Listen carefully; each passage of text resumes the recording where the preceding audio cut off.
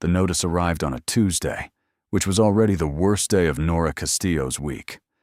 Tuesdays meant double shifts at the diner, which meant her feet would ache by noon, and her lower back would give out somewhere around the dinner rush, and she would drive home at 11:30 at night with $53 in tips, and the particular kind of exhaustion that settles not just in the body, but somewhere deeper, somewhere that sleep doesn't reach anymore.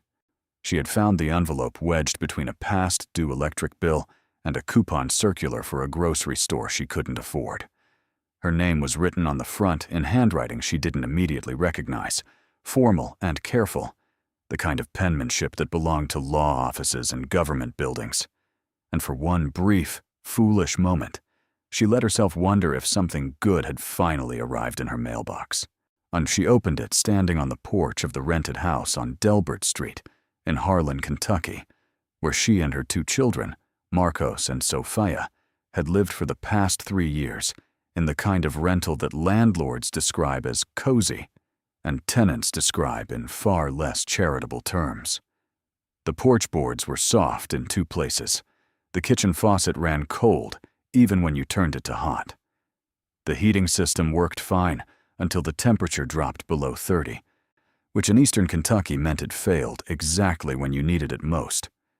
Nora had learned to keep extra blankets in the hallway closet and to never mention the faucet to the landlord, because the last time she had brought up a repair, he had responded by suggesting she might want to think about whether the rent was too low.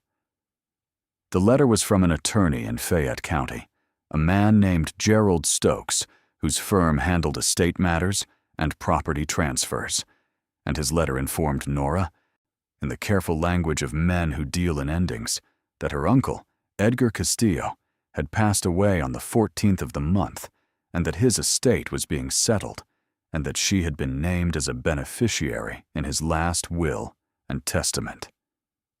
She read the sentence 3 times. Then she went inside, set the letter on the kitchen table, and stood there for a long moment with her coat still on, just breathing.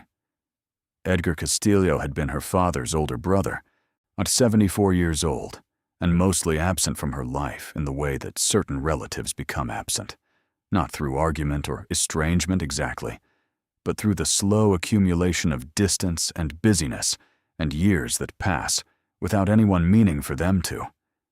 She remembered him from childhood as a quiet, serious man who wore the same brown corduroy jacket at every family gathering and who spoke very little, but watched everything with dark, attentive eyes, the kind of eyes that made you feel examined rather than seen. He had never married. He had no children. He had lived alone in the house outside of Corbin for as long as anyone could remember, and the family had largely regarded him with the fond, slightly dismissive affection that large families extend to their eccentric members, the ones who don't quite fit the mold, the ones who accumulate strangeness quietly and without explanation. He had been a collector. That much was known. What exactly he collected had been a matter of some family speculation over the years. Her cousin Diane had once said he collected old furniture, just rummages around at estate sales, buying up old junk he can barely fit in that house. Her Aunt Rosa had said no. It was tools, old tools and machinery. Has a barn out back full of rusted contraptions. Her father, before he died, had said he honestly didn't know what Edgar collected anymore, just that the house was full of it, and that Edgar had seemed happier than anyone else in the family for most of his life, which was either a testament to the man's wisdom or an indictment of the rest of them. Nora called Gerald Stokes the next morning between her breakfast shift and her lunch prep.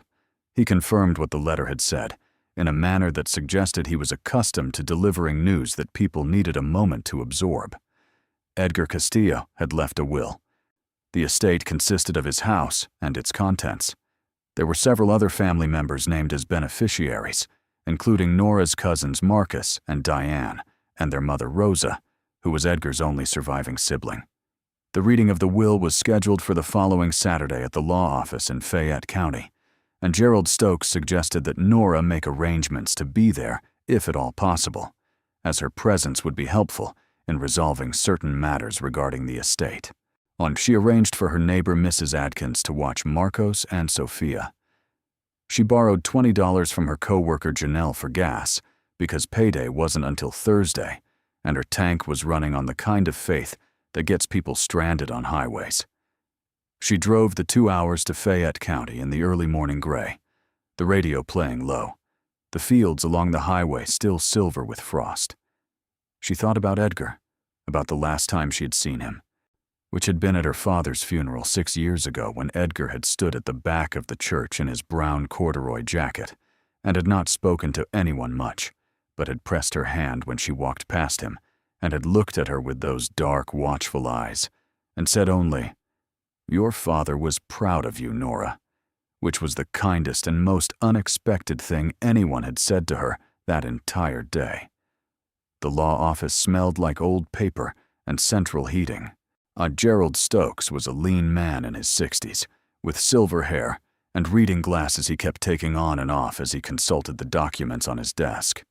Her Aunt Rosa was already there when Nora arrived, seated in one of the straight-backed chairs near the window, wearing her Goodwill coat and an expression that suggested she had formed opinions about the proceedings that she was only partially containing. Diane arrived 3 minutes late, breathless and faintly annoyed. With her husband Kevin, who was the kind of man who always brought his own opinions to rooms where they weren't requested. Marcus came last, Nora's cousin on her father's side, 29 years old, and already carrying himself with the particular confidence of someone who expects to be pleased by what he hears. Gerald Stokes cleared his throat and began. The house and the property, which amounted to 4 acres outside Corbin, on a dead-end road that the county had stopped maintaining some years back, were to be held in trust for 1 year and then sold, with proceeds divided among the named beneficiaries according to the percentages outlined in the document. The personal property and contents of the house were to be divided by means of a private family auction, with each beneficiary assigned a portion of proceeds based on the same percentages. Nora's share of both the property proceeds and the auction proceeds was listed as 18%. She did the arithmetic quickly. The house had been assessed at $62,000, though Gerald Stokes noted carefully that the assessment was several years old and that the property had seen some deterioration, and that the true sale value was likely considerably less. 18% of $62,000 was $11,160, minus legal fees, and minus estate expenses, minus whatever the county took in transfer taxes. $8,000 maybe, perhaps $9,000 if the property sold well, and it was made clear by the tenor of the room that no one expected it to sell well. It was Marcus who first said what everyone was thinking. So basically we're splitting a house that nobody wants. Diane covered her mouth to hide a smile that escaped anyway. Kevin made a sound that was not quite a laugh. Rosa straightened in her chair and said she thought it was disrespectful to talk that way about Edgar's home, and then immediately agreed that the property did need significant work before it could be sold, and that she wasn't sure the proceeds would amount to much after everything was accounted for. Gerald Stokes cleared his throat again. There is one additional provision in the will. He looked at Nora over his reading glasses. Mr. Castillo made a specific bequest to his niece Nora Castillo, separate from the general estate distribution. He bequeathed to her personally, outside of the auction process, the large oak buffet cabinet currently located in the dining room of the property. The room was quiet for a moment. Then Diane said, "The cabinet?" Rosa said. "Which cabinet?" Marcus said, "Isn't that the one that barely fits through the door?" Kevin said, "I think I remember that thing. Isn't it practically falling apart?" Diane laughed outright now, a short, bright sound she didn't bother to conceal, and said, "Edgar left her a piece of furniture?" "Seriously?"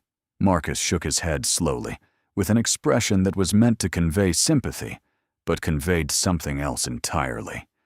the particular mixture of pity and satisfaction that comes from watching someone receive less than you expected. Rosa said nothing, but looked at Nora with the soft, complicated eyes of someone who feels sorry for a situation they cannot change. Kevin said, "And well, at least it's something," which was the most honest thing anyone in the room had said all morning. Nora looked at Gerald Stokes. "Is there any explanation in the will? I mean, did he say why?" Gerald Stokes looked at the document for a moment. Mr. Castillo's note reads, and I quote, "Nora always saw what other people walked past. I trust her to know what this is worth." She drove back to Harlan in the gray afternoon light, with those words sitting quietly in the passenger seat beside her. "Your father was proud of you, Nora." Nora always saw what other people walked past. She thought about Edgar in his brown corduroy jacket and his watchful eyes, about a man who had lived alone and collected things for decades and never married and never explained himself to anyone and apparently never felt the need to. And she thought about the fact that out of everyone in the family, or out of Rosa and Marcus and Diane and the various cousins and distant relatives who had occasionally passed through Edgar's orbit, he had chosen to leave something specific to her. Not money, not a piece of the property, a cabinet, a piece of furniture that her cousin's husband had described as practically falling apart. She told her children that night over rice and beans, which was what the end of the week looked like in their house, saying that they might be getting a little money from Great-Uncle Edgar's estate. Marcos was 11 and immediately began calculating whether they could get a new Xbox. Sofia was 7 and asked if Great-Uncle Edgar had been the quiet man at Grandpa's funeral who had sad eyes. And when Nora said yes, that was him. Sofia said he seemed nice, and that she hoped wherever he was now was somewhere warm. Nora had to look out the kitchen window for a moment at the dark yard before she trusted herself to answer. She went to Edgar's house the following Saturday, driving down to Corbin alone because Mrs. Adkins could only watch the kids for a few hours because Nora didn't want to bring them into an unfamiliar and likely unsafe environment, and because some part of her wanted the first encounter with Edgar's world to happen without an audience. She followed Gerald Stokes's directions off the main highway and onto a county road, and then onto a smaller road, and finally onto a gravel lane that ended at a mailbox missing its flag and a driveway that had not been paved in many years and was now more intention than road. The house appeared around a curve in the lane like something that had grown there rather than been built. A 2-story farmhouse with a wide front porch, white paint gone to pale gray, and shutters at angles that no longer served any architectural purpose, a chimney that listed slightly to the east. The yard was not wild so much as it was decided, trees and shrubs that had been allowed to go their own way for long enough that they had committed to it.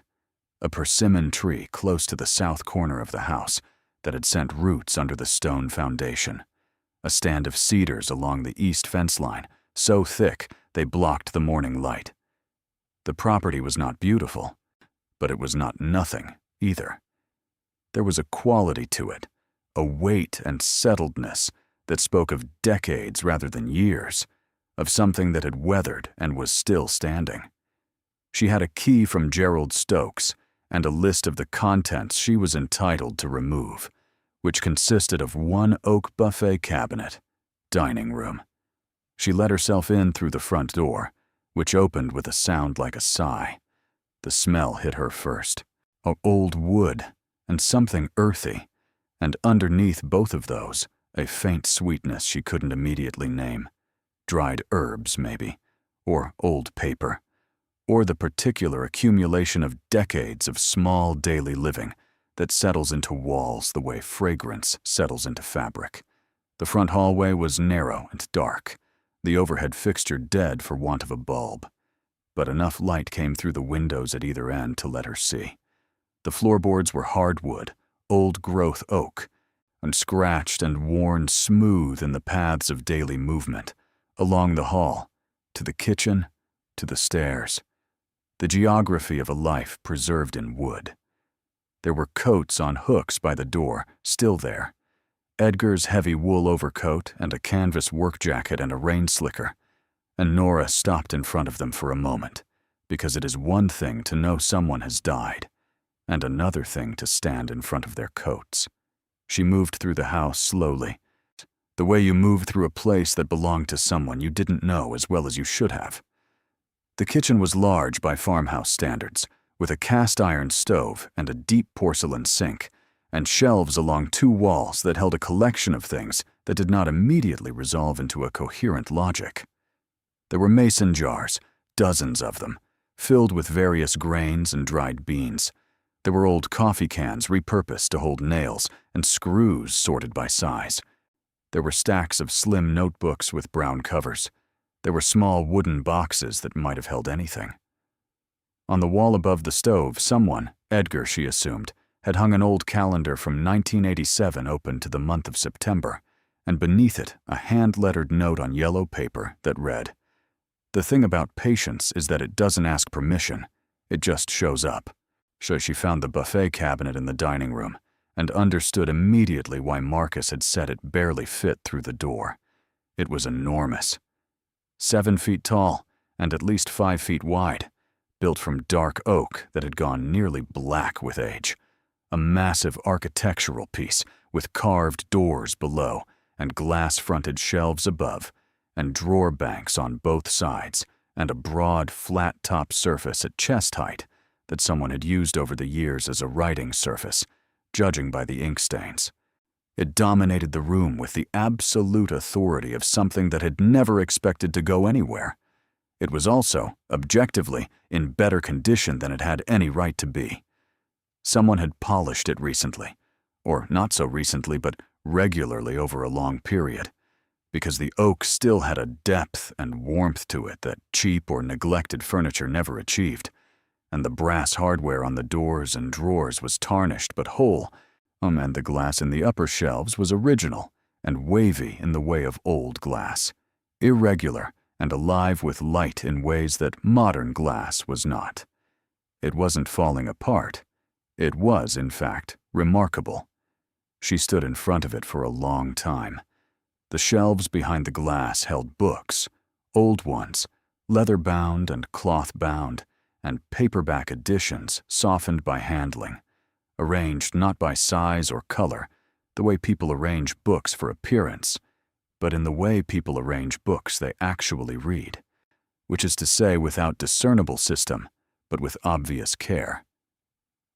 On the flat work surface at the top, there was a framed photograph she had not expected.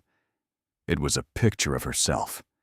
Young Nora, maybe 9 or 10, at some family gathering she could no longer place, caught in the act of examining something in her hands with the focused attention of a child who had found something worth looking at. In the corner of the frame, in Edgar's careful handwriting, it said, "She sees things." Nora sat down on the floor in front of the buffet cabinet because her legs had made a decision without consulting her, and she looked at that photograph for what might have been 5 minutes or 20, and she thought about a man who had watched his family for decades from a polite and observant distance, and had apparently noticed things about them that they had not noticed about themselves. And she thought about the photograph and the note and the will and the words Nora always saw what other people walked past, and she thought that she did not yet understand what Edgar had been trying to tell her, but that she was fairly certain he had been trying to tell her something. She was late getting home. Mrs. Adkins did not complain, but the expression on her face when Nora came through the door contained volumes. Marcos had eaten cereal for dinner because Sofia had refused the leftover pasta, and Sofia had drawn horses on the margins of her homework, and the sink was full of dishes, and the heating was making the sound it made when the filter needed changing. And by 9 o'clock, when both kids were finally asleep, Nora was sitting at the kitchen table with a glass of water and the stack of bills she had been avoiding, doing the arithmetic she had been avoiding, and arriving at the conclusion she had been avoiding. The electric bill was $63 past due. The car insurance was due in 11 days, and she did not have it.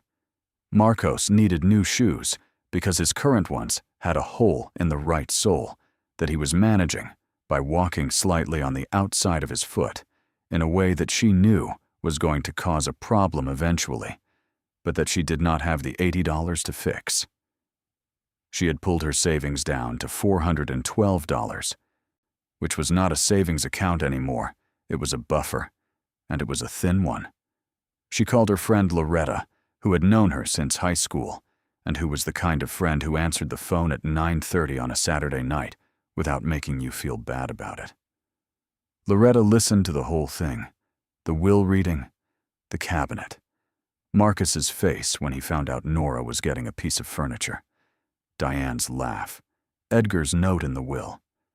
When Nora finished, Loretta was quiet for a moment and then said, "What kind of cabinet is it?"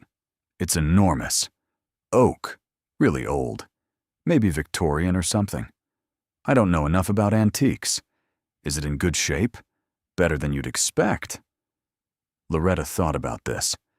So maybe it's worth something to a dealer? Old furniture can be worth decent money if it's the right piece. That's what I'm thinking. I'm going to research it when I get a chance. I need to go back and take pictures, get the measurements, look for any maker's marks. Diane said it was practically falling apart. Diane, Loretta said, has never in her life known what she was looking at. This made Nora laugh for the first time in several days. It was a small thing, a brief and private thing, but it loosened something in her chest that had been tight since the reading of the will, since Diane's laugh, since the arithmetic at the kitchen table, and since the general and relentless pressure of being a person who was doing her level best and still coming up short on a regular and grinding basis. She went back to Edgar's house the following weekend, this time with her phone and a measuring tape and a notebook, because if the cabinet had value, she needed to document it properly before she tried to move it or sell it. She also brought Marcos, partly because Mrs.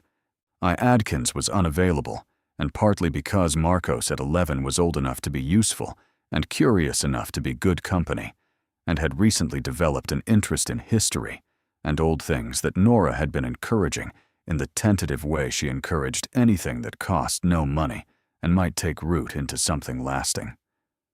Marcos stood in the dining room in front of the buffet cabinet and said, "Whoa." Then he said, "Is that thing from like the 1800s? Then he put his hand on the carved door panel and said, "Why does it feel like it's been buffed recently?" Nora looked at her son. That's a good question. She measured the cabinet while Marcos explored the ground floor, reporting back with observations. There was a workshop attached to the back of the kitchen through a door she hadn't noticed on her first visit. The workshop had tools organized on pegboards in a way that suggested long, habitual use. There were bins of small parts, hardware, such clock mechanisms, watchmakers' tools. There were shelves of reference books on woodworking and furniture restoration and antique valuation, and there was, on the workbench, an unfinished piece of furniture she couldn't identify, small and precise, that someone had been building from what looked like cherry wood. "Edgar fixed things," Marcos announced from the kitchen doorway. "Like old things.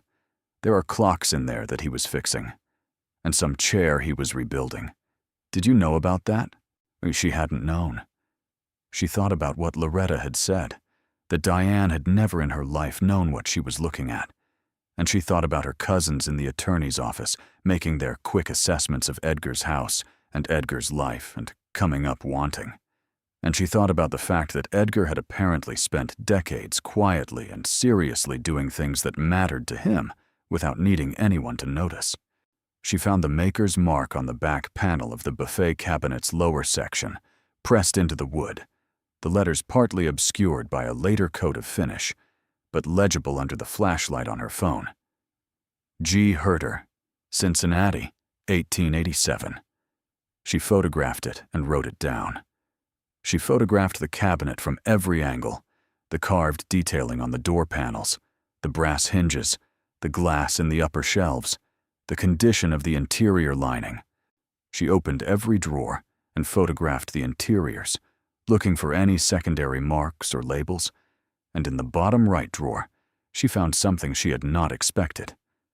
The drawer was lined, like all the others, in dark green baize that had faded to something between gray and sage, and the lining was slightly loose in the back corner in the way of old fabric that has released its glue.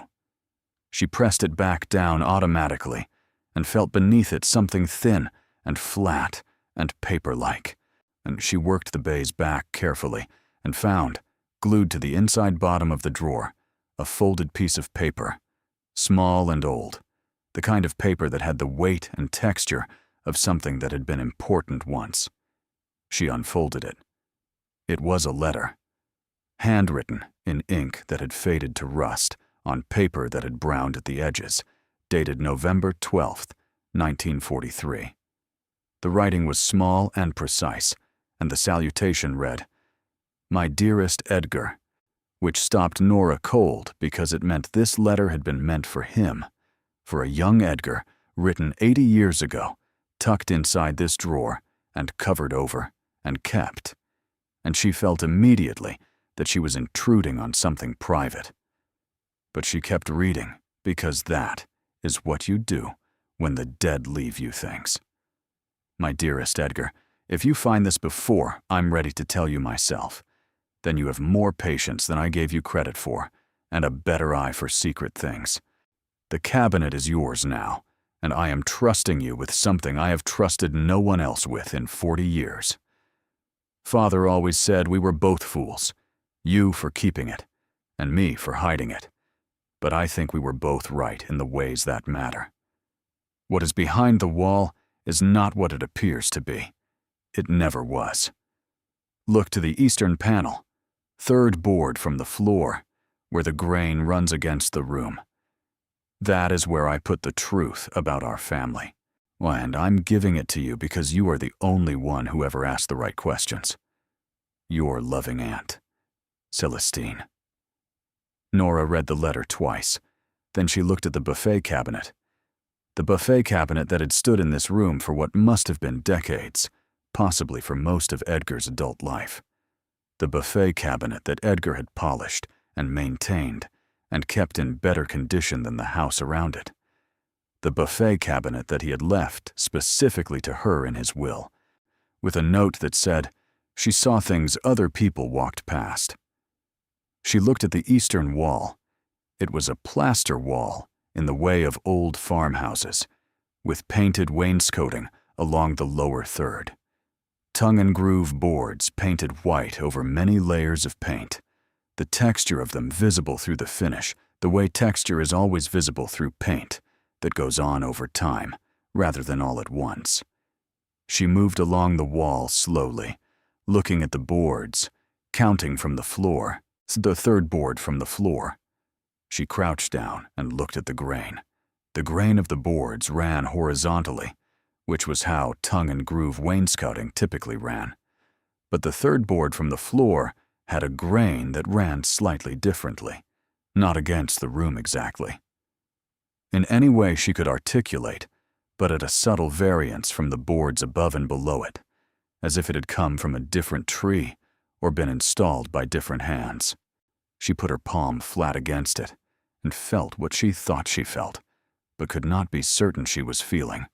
A slight give, less resistance than the boards on either side, the faint suggestion of space rather than plaster behind it. She pulled a flathead screwdriver from the kitchen drawer where Edgar kept them, 2 sizes next to the dish towels in a sensible arrangement that spoke to a man who believed tools and practical things belonged where you reached for them. And she went back to the third board. The paint was thick at the edges, the accumulation of decades. She worked the tip of the screwdriver into the seam at the right edge and applied gentle pressure and felt the board move. Not much, a 1/4 inch, but it moved. Mom. Marcos had appeared in the doorway. "Did you find something?" "Maybe," she said. "Stand back a little, okay?" The board was not nailed. She could feel that now. They'll feel the way it was held in place by the fit of the groove rather than by fasteners, by nothing more than the accumulated pressure of time. She worked the screwdriver down the right edge, gently, an inch at a time, and the board came free in a single piece. And behind it wasn't plaster. Behind it was a door, a small door, not much taller than the board itself, perhaps 18 inches high and 12 inches wide.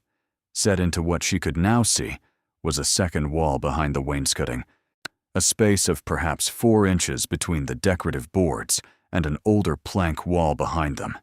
And in that older plank wall was a door with a latch that had not been touched in what she estimated was a very long time, because the metal was dark with age, and the wood around it had settled into the frame with the deep solidity of things that have not moved in decades.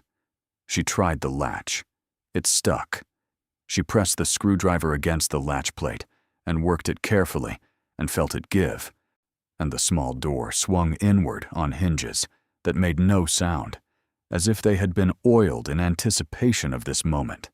And beyond the door was darkness. Marcos was behind her now, his phone's flashlight on before she could ask for it. He passed it to her without being asked, because Marcos was the kind of child who paid attention. She directed the light through the small opening and saw a space. A room that should not exist within the dimensions of the house as she understood them. A room that had been built behind the wall of the dining room, accessed through a door hidden behind a removable board, behind a buffet cabinet that had stood in front of it for possibly as long as anyone in the family had been alive. She could not yet see what was in the room. The angle was wrong, the opening too small. She would need to get through it, would need to find a larger entrance or find a way to remove more of the wainscoting. No, and she was aware, as she knelt there in the dust of the dining room floor, that her hands were shaking. She sat back on her heels and took a breath. The afternoon light was coming through the dining room windows at an angle that picked up all the dust in the air, all the years of stillness disturbed now by her movements, and the buffet cabinet stood to her left with its polished oak and its tarnished brass and its wavy glass. And the photograph of young Nora was in her bag, where she had put it carefully. And outside in the kitchen, she could hear Marcos moving around with the particular restlessness of a child who has found something interesting and is trying to wait patiently. Edgar had known. Whatever was behind that wall, Edgar had known it was there. He had lived in this house, tended this cabinet, polished the wood, and maintained the hardware, and kept the glass clean, and he had known all of it, and he had left it to her. Not to Rosa, who was his surviving sibling, not to Marcus or Diane, to her, to Nora, to the woman in the photograph examining something in her hands with focused attention. She always saw what other people walked past. She reached into her bag and took out her phone. She needed a better light source. She needed tools, real tools, not just a screwdriver, to take down more of the wainscoting safely. She needed to call someone, not Diane, not Marcus, and someone who would help rather than crowd in with opinions and prior claims, and that particular family reflex of deciding value before examining evidence. She thought about calling Loretta. She thought about the $412 in her checking account, and the electric bill, and the car insurance due in 11 days. She thought about Marcos in the kitchen, 11 years old and paying attention. She stood up. She pulled out her phone and took a photograph of the small door, open, showing the darkness beyond it. She took a photograph of the board she had removed, showing the groove that had held it. She took a photograph of the letter from Celestine, still unfolded in her hand, 80 years old, and as immediate as anything that had ever been said to her. Then she went to the kitchen doorway and said, "Marcos, come look at this, but don't touch anything yet." He came. He stood beside her in the doorway to the dining room and looked at the open board and the small door in the wall and the darkness beyond it. He was quiet for a long moment, in the way he was quiet when he was thinking rather than speaking, and then he said, "Mom, who would hide a room inside a wall?" "I don't know," she said, "but I think your great-uncle Edgar knew. Should we go in?" She looked at her phone, at the 4 photographs she had taken, at the time, which was 4:30, which was later than she had meant to stay, at the darkness beyond the small door and everything it might contain and might not contain, at the weight of hope in her chest that she was trying to manage carefully because she had been disappointed by hope often enough to know that it required management. It required the kind of disciplined calibration that kept a person from breaking each time something didn't come through. "Not today," she said. "We need better equipment. And we need to be careful about this, because whatever's in there, we need to do it right." Marcos looked at her with Edgar's eyes. He had always had Edgar's eyes, dark and watchful and patient, and she had never noticed it until just now. "We're coming back, though, right?"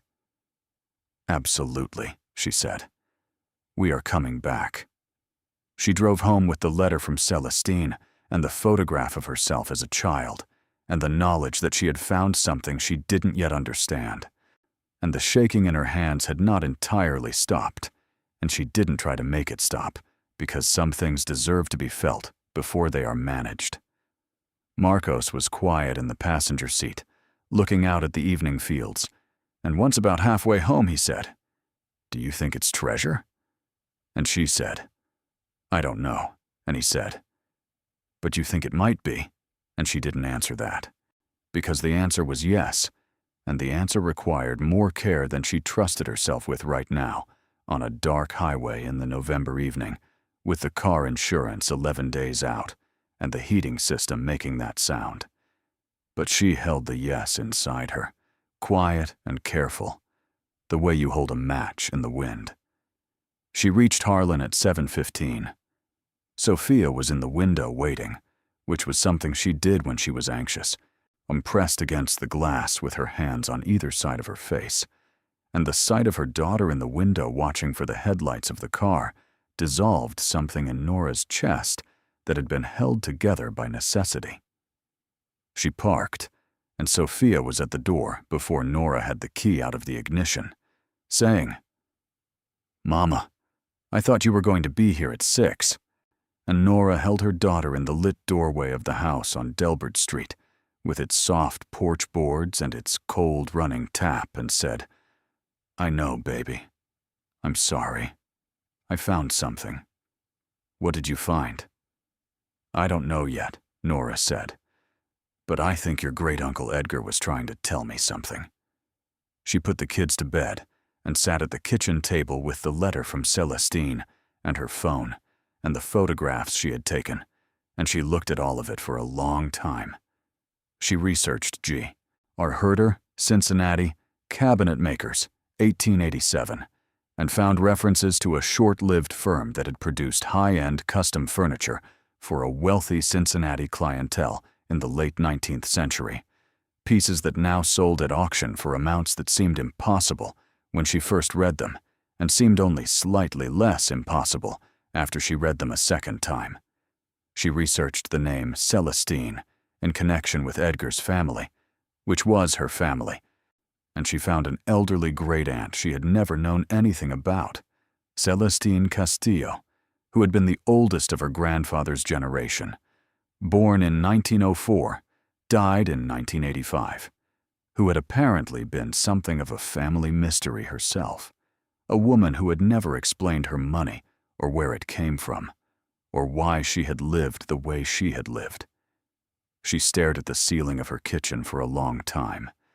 She thought about Edgar in his corduroy jacket, quiet and patient, and watching, and knowing what was in the wall, and keeping it, keeping the cabinet, keeping the secret, for what reason she could not yet say. She thought about Celestine writing a letter in 1943 to a young Edgar and hiding it in a drawer beneath green baize, and trusting that he would find it when he was ready, and that he would know what to do.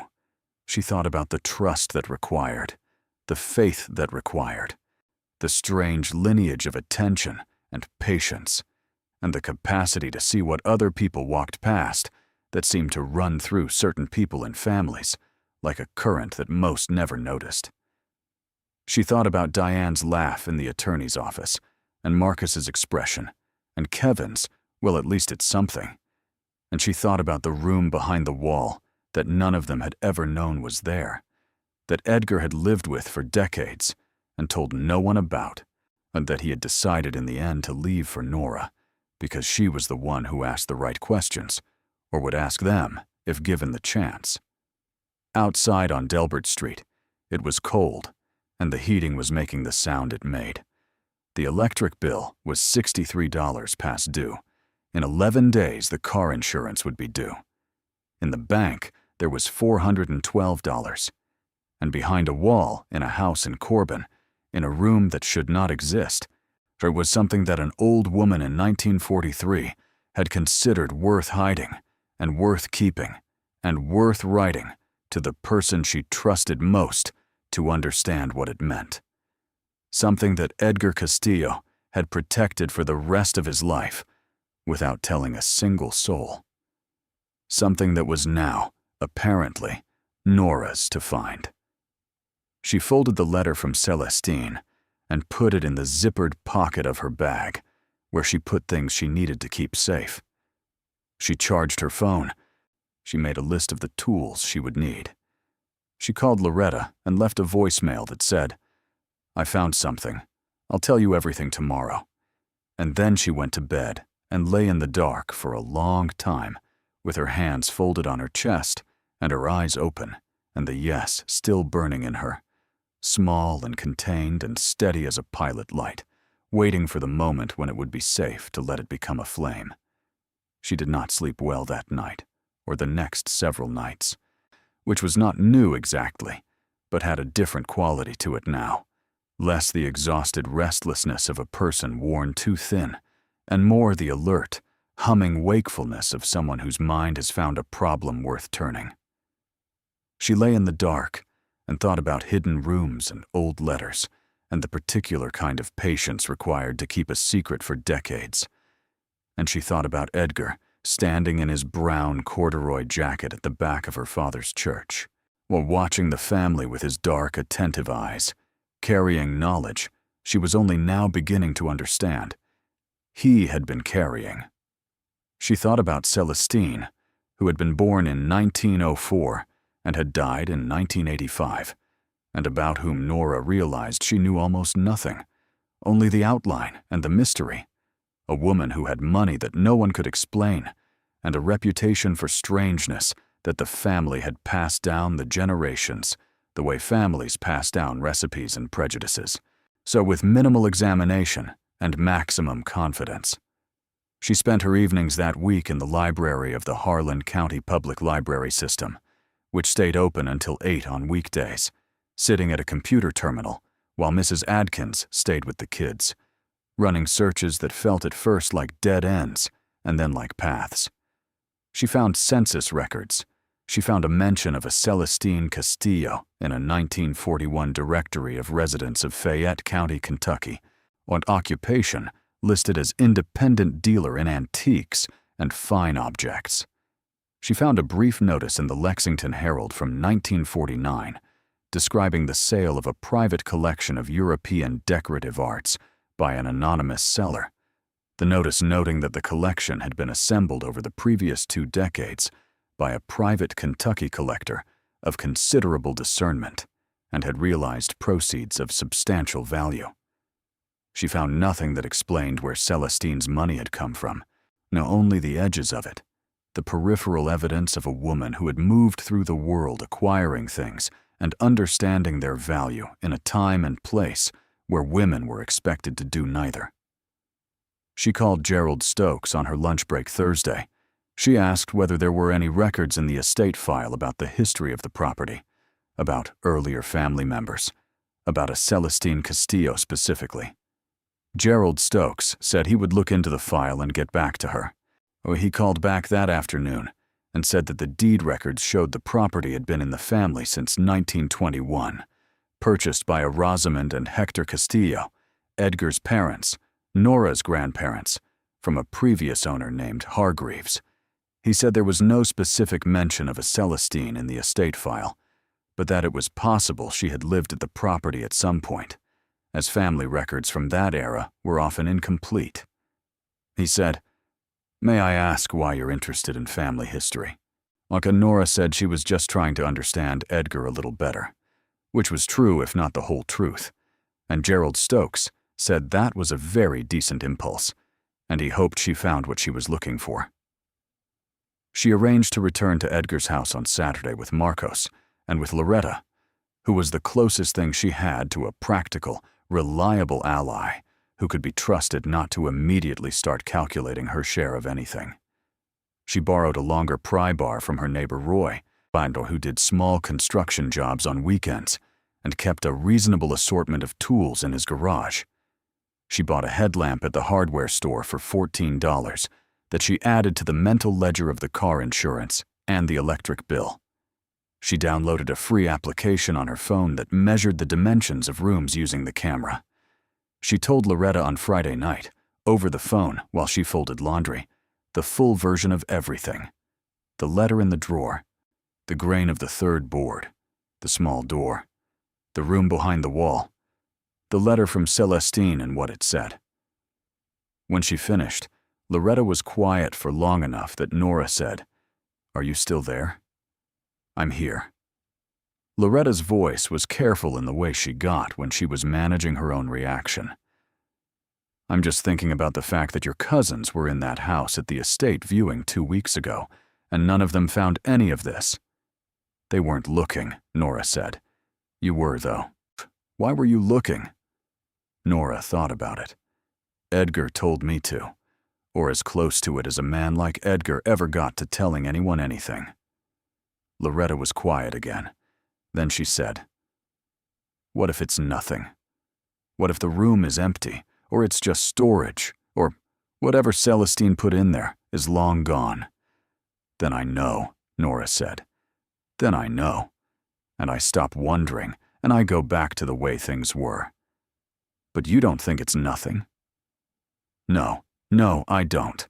That's enough," Loretta said. "That's enough reason to go back with a pry bar." They arrived at Edgar's house at 9 in the morning on a Saturday that had the quality of late November, low gray sky and cold that meant business rather than just suggesting it. Marcos wore his work clothes at his own insistence, which meant the jeans he wore when he helped Roy next door with yard projects, and he carried the pry bar with the focused proprietary air of a boy who felt the occasion called for tools. And Sofia had stayed home with a cold that was probably not serious, but that gave Nora reason to leave her with Mrs. Adkins without the complication of a 7-year-old in an uncertain environment, which was a relief, even as she missed her daughter's company. Loretta walked through Edgar's house with the attentiveness of a woman who was recalibrating her expectations with every room. She paused in the kitchen at the shelves of mason jars and sorted nails. She stopped in the workshop doorway and looked for a long moment at the organized tools and the reference books and the unfinished cherry wood piece on the workbench. She said, "This man knew what he was doing, not as praise, but as observation. The way you state a fact, you've arrived at through evidence." In the dining room, she stood in front of the buffet cabinet for a full minute, without speaking, and then said, "Nora, do you know what this piece is?" "A buffet cabinet. And Edgar left it to me specifically." "I mean, do you know what it actually is?"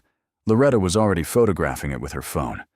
"I took an antiques course 2 years ago. I told you about it. At the community college. There was a section on late Victorian American furniture makers." She bent to look at the lower doors. "If this is a Herter Brothers piece, a real one, the kind made for the Gilded Age houses in New York and Cincinnati, we're not talking about a piece of furniture.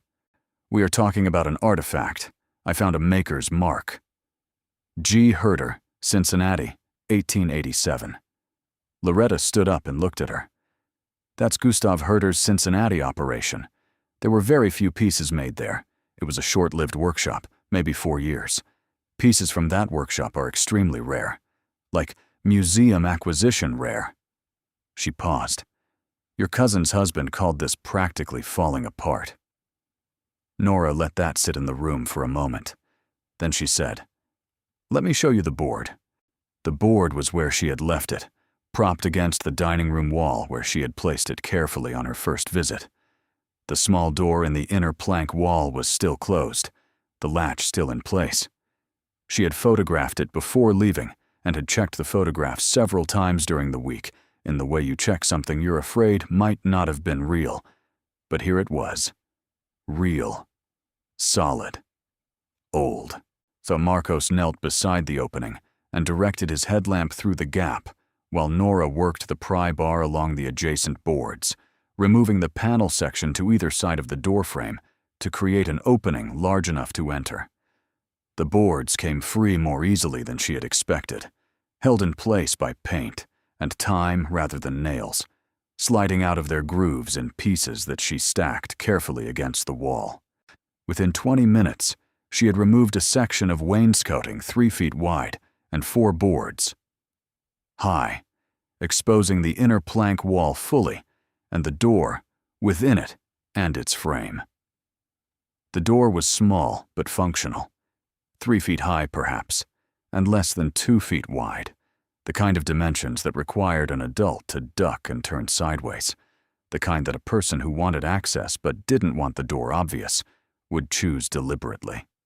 The planks of the inner wall around it were the original boards of the house's construction, old-growth lumber, dense and dark, and the door's hinges were iron, hand-forged by the look of them, the kind that appeared on buildings from the early 20th century or earlier.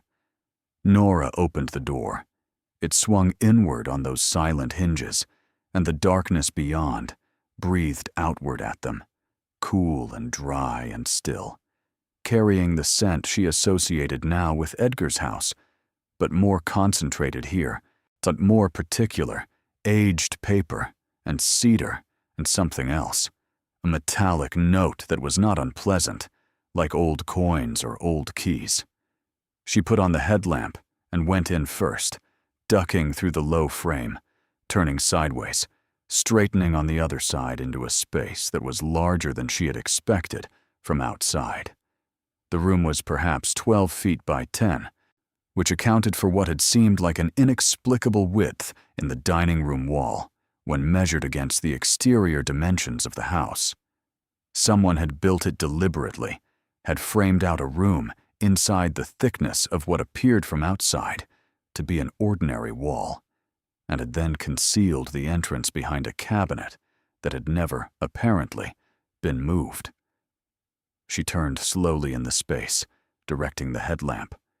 The walls were raw plank. The floor the same bare wood as the rest of the house, covered here in what had once been braided rugs, now compressed by decades into something more like mats. The ceiling was low, maybe 7 feet, the joists exposed, and from one joist hung a bare bulb on a wire that led to a single wall switch inside the door, which she tried and which did not work, either because the fixture was dead or because the room's wiring had been disconnected from the house circuit at some point. But the headlamp was enough, more than enough. Along the far wall stood shelves, floor to ceiling, built from the same dense old lumber as the walls, and on the shelves were boxes. Wooden boxes of various sizes, some latched, some sealed with a strip of aged tape, some open and holding objects she could see from where she stood. Beside the shelves, along the right wall, stood a wooden trunk, large and banded in iron, with a hasp and a padlock that was not locked, the shackle open, one hanging from the hasp, as if whoever had last been here had intended to return. Along the left wall, the thing that made her stop entirely. They were stacked, perhaps 30 of them, facing the wall, each one wrapped in what appeared to be cotton muslin that had yellowed to the color of old parchment. rectangular shapes of varying sizes, from perhaps 8 inches by 10 to considerably larger. The largest maybe 3 feet by 4, all of them upright against the wall in a row that stretched the full length of the left side of the room. She knew what they were. She could not have said how she knew, having no particular education in such matters and no previous experience with anything of this kind. But the knowledge was immediate and certain, arriving the way some knowledge arrives, not through reasoning, but through recognition. They were paintings. Marcos was behind her in the doorway, headlamp joining hers. "Oh," he said softly, and that was enough. She crossed to the left wall and crouched in front of the nearest wrapped rectangle, one of the smaller ones, and looked at the muslin wrapping without touching it yet. There was a paper label on the muslin, handwritten in faded ink, the same angular, precise handwriting she recognized now as Celestine's. It read, "Flemish. Still life with fruit and pewter. 17th century." Below that, in different ink that was somewhat less faded, a single word in what she was fairly certain was Edgar's hand. Verified. She looked along the row. Each piece had a label. Each label had a description in Celestine's hand. Most had the word verified in Edgar's ink below. She stood up. She did not touch anything else. She stood in the middle of the room, and she breathed in and out deliberately, because her hands were shaking again, and her heart was doing something she needed it to stop doing long enough to think clearly. She turned to Marcos. "We're not touching anything until we know what we're doing. Do you understand me?" He nodded. He was pale under the headlamp. "How much is this, Mom?" "I don't know. I genuinely don't know." She pulled out her phone and started photographing. Every wall, every shelf, every box, labeled and unlabeled. The trunk with its open padlock, the row of wrapped paintings and their labels. She moved methodically, the way she moved when she was managing herself against a tide of feeling that would stop her from functioning if she let it in all at once. She had learned this method over years of managing things alone, the discipline of task over sensation, of doing the next thing that needed doing rather than sitting down on the floor and giving way to whatever was pressing against the inside of her chest. Loretta appeared in the doorway, ducked through, stood up, and went completely still. She was quiet for a very long time. Then she said, "Nora, what did your uncle do for a living?" "Retired. Before that, I think he worked in insurance." "Why?" "Insurance of what?" Nora looked at her. "I honestly never asked." Loretta walked slowly along the row of wrapped paintings, reading the labels without touching. Flemish still life, Italian devotional, 16th century, Dutch maritime, 17th century. She straightened. "There are 29 of these. The ones labeled are mostly Old Masters categories. If any of them are what the labels say they are." She stopped. "What?" "Old Master paintings are among the most valuable movable objects in the world. A Flemish still life from the 17th century, if it's attributable, could sell at auction for anywhere from $100,000 to several million, depending on the artist and the condition and the provenance." Nora sat down on the floor, not because she decided to, but because her legs had, again, made a decision without her. Loretta crouched beside her. There are also the shelves and the trunk. She kept her voice very steady, the voice of someone who understood that the moment required steadiness more than it required anything else. "I'm not telling you this is a fortune. I'm telling you it might be. And I'm telling you that you need an expert in here before you touch a single thing." "How do I find an expert?" Loretta was already on her phone. "There's an auction house in Lexington, Keene and Associates. They do estate sales and art appraisals. I'll look them up." Marcos had sat down on the floor beside Nora. He did not say anything, which she appreciated, because right now, silence from her son was more sustaining than anything else he could have offered. He just sat there beside her in the low-lit hidden room, while Loretta stood a few feet away reading from her phone. And Nora looked at the wrapped paintings, and the shelf boxes, and the iron-banded trunk, and thought about Edgar sitting in the house on the other side of this wall for 40 or 50 years, knowing this room was here, maintaining the cabinet that concealed it, keeping the secret. She thought about Celestine, a woman born in 1904 who had spent the following decades acquiring things and understanding their value in a time and place where women were not expected to do either, who had hidden a room inside a wall and put a letter in a drawer and trusted her nephew Edgar with a secret that Edgar had then kept for the rest of his life, before passing the trust to Nora. A chain of custody stretching 80 years, linking 3 people across time through the medium of a piece of furniture that Diane had written off as practically falling apart, and Marcus had dismissed before he'd looked twice. She thought about the word verified in Edgar's handwriting below each of Celestine's descriptions, and she thought that Edgar had not simply inherited a secret room and kept it unopened. He had verified the contents. He had done his research. He had confirmed, piece by piece, what Celestine had assembled, and he had sat on that knowledge for decades and then left it to the one person in the family he believed could be trusted with it.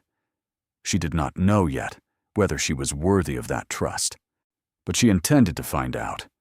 Keene and Associates called back the following Tuesday. Loretta had left a message on Nora's behalf over the weekend, describing the situation in general terms and requesting an estate appraisal consultation.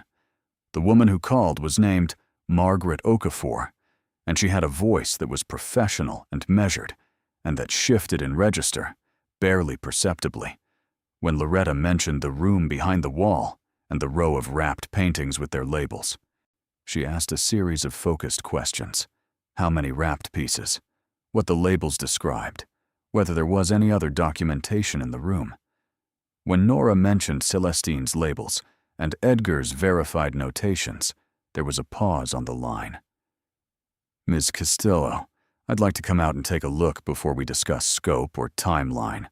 When would be convenient?" "Thursday," Nora said. Margaret Okafor arrived at Edgar's house on Thursday afternoon in a car that was more expensive than anything that had ever been parked in that driveway, accompanied by a younger colleague named David Park, who carried a camera case and a document bag. She was a tall woman in her early 50s, with close-cropped gray hair and the particular bearing of someone accustomed to walking into rooms where other people's understanding of value was about to be revised. She shook Nora's hand and said, "Thank you for calling us," and then she went directly to the dining room and the buffet cabinet and stood in front of it for 90 seconds without speaking. Then she said, "Where did you find the maker's mark?" "Back panel. Lower section." She circled the cabinet once, looking without touching. Her expression did not change, but her eyes moved in the focused way of someone reading.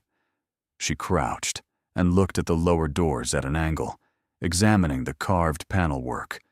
She stood and looked at the glass in the upper shelves, running a fingertip along the frame. "Is the glass original?" "I believe so. It has that irregular quality, the thickness variation."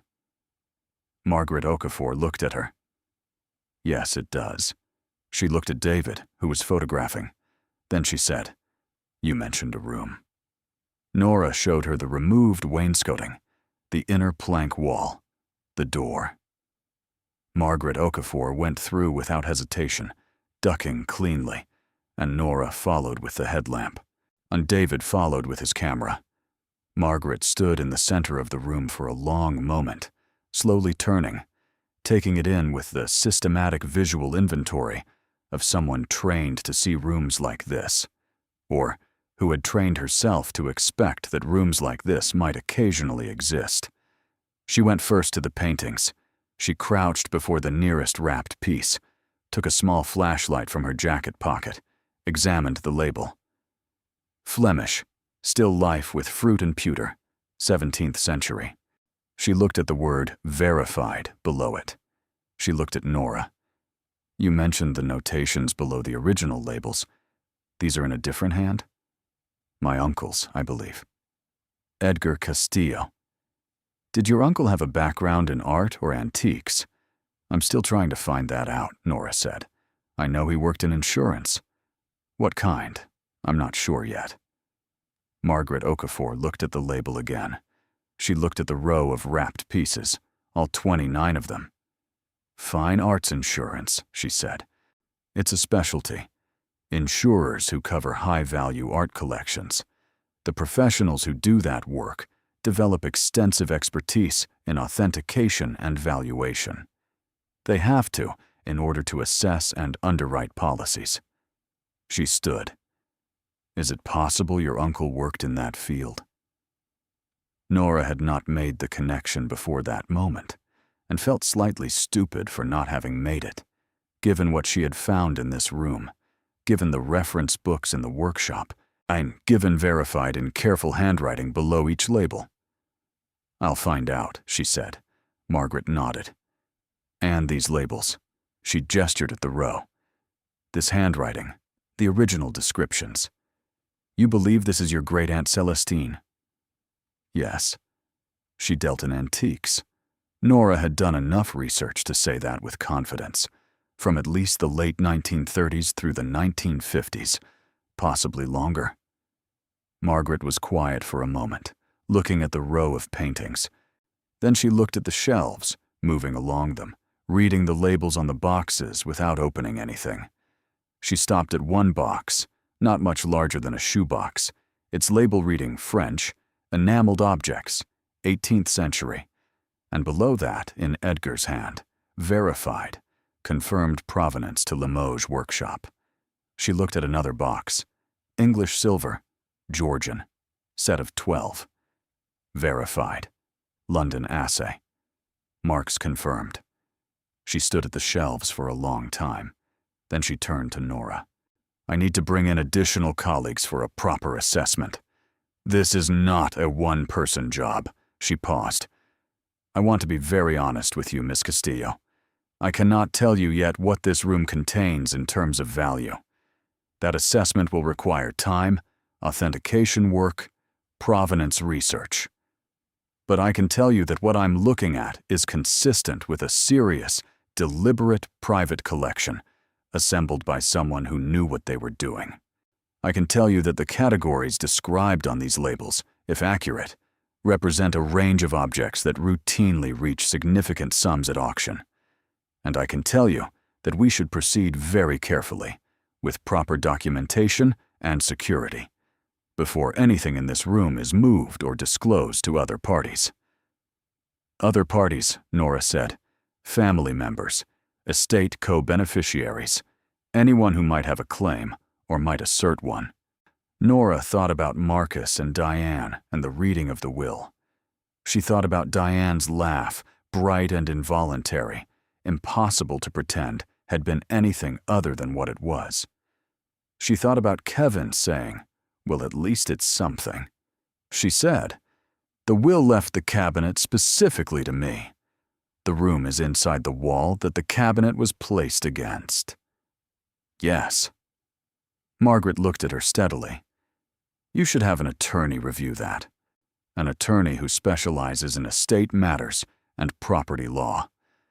What I can tell you is that from my perspective, as the professional being asked to assess this collection, you are the person who found it and who has the specific bequest of the property it was concealed within. But those are legal questions I'm not qualified to answer definitively. Nora understood. I'll call Gerald Stokes. Call him today. She called Gerald Stokes that evening from the parking lot of the diner on her break, and standing in the cold in her uniform with 15 minutes before the dinner rush, and she told him what she had found. There was a silence on the other end of the line that went on long enough to make her wonder if the call had dropped. Then Gerald Stokes said, Ms. Castillo, I want to make sure I understand you correctly. Behind the wall of the dining room, behind a piece of furniture specifically bequeathed to you in the will, there is a room containing what appears to be a significant art and antiques collection." "That's right," she said. "And this room was not disclosed in the estate inventory." "Number." "And the collection was assembled by your great-aunt Celestine Castillo, who is deceased, and maintained by your uncle Edgar Castillo, to whom the house belonged and who has also passed. That's my understanding."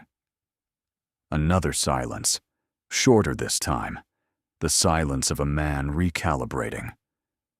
"Ms. Castillo, I'm going to need you to come into the office at your earliest convenience. There are questions of property law and estate law that need to be addressed here, and I want to make sure your interests are protected properly. In the meantime, I would strongly advise you not to discuss the contents of that room with other family members until we've had a chance to speak." "I understand," she said. "Do you have documentation of what you found? Photographs?" "Yes." "Good. Bring everything." And his voice had a different quality now, the voice of a man who had practiced estate law for 30 years and had occasionally encountered situations that were not routine. "I'll have time tomorrow morning if you can manage it." She managed it. She drove to Fayette County the next morning before her lunch shift, leaving Marcos in charge of getting Sofia to school, which he had never asked him to do before, and which he managed with the quiet competence he applied to everything that mattered. Gerald Stokes reviewed her photographs on his computer screen with his reading glasses on, and his expression carefully neutral. And then he reviewed the letter from Celestine, which Nora had brought in the zippered pocket of her bag, and then he sat back in his chair and looked at the ceiling briefly, which she interpreted as a man allowing himself a moment before the careful language resumed, and he explained the relevant principles in the precise way of someone who wanted to be understood correctly. The contents of the house, Edgar's personal property, had been included in the estate to be sold at auction, with proceeds divided among beneficiaries. However, property that was specifically bequeathed to a named individual in the will was outside the general estate distribution. The buffet cabinet, being specifically bequeathed to Nora, was hers outright. The question of the room behind the wall and the collection within it was more complex. "Complex how?" Nora asked. Gerald Stokes chose his words. "The collection appears to have belonged originally to Celestine Castillo, who assembled it and concealed it. When Celestine died in 1985, her estate would have been distributed according to her will, or absent a will, according to Kentucky intestate succession. If the collection was not disclosed in Celestine's estate, which seems likely given that it was hidden, then its legal ownership at the time of her death is unclear. It may have effectively passed informally to Edgar, who was living in the house, and who clearly knew about it. Edgar's will distributed his estate in specific ways that did not enumerate this collection, because from a legal standpoint, the collection's existence was not publicly known." He paused. "The specific bequest of the cabinet is significant. Edgar chose to leave that piece specifically to you, and he left a note in the will saying you saw things other people walked past. That reads, to me, as intentional, as a deliberate signal of where the rest of his legacy was located. It may be that Edgar intended for you to find the collection and to have it, but chose to point rather than state, perhaps to avoid exactly the kind of family dispute that explicit disclosure would have generated." Nora thought about the letter from Celestine. She always saw what other people walked past. She said, "Edgar was pointing me to the room, the way Celestine had pointed Edgar to it in the letter." Gerald Stokes nodded slowly. "That would be my reading. Which means we need to establish the collection's legal ownership carefully, and we need to do it before anyone else becomes aware of its existence." He looked at her steadily. "I'm going to recommend a colleague who specializes in art law and estate disputes. Her name is Patricia Haywood, and she is very good. I would also recommend that you retain a security company to protect the property until this is resolved. Security, Nora said. On her budget. I can arrange a referral for a straightforward monitoring system. It doesn't need to be elaborate. It needs to be something. Gerald Stokes looked at her with the expression of a man who had decided something.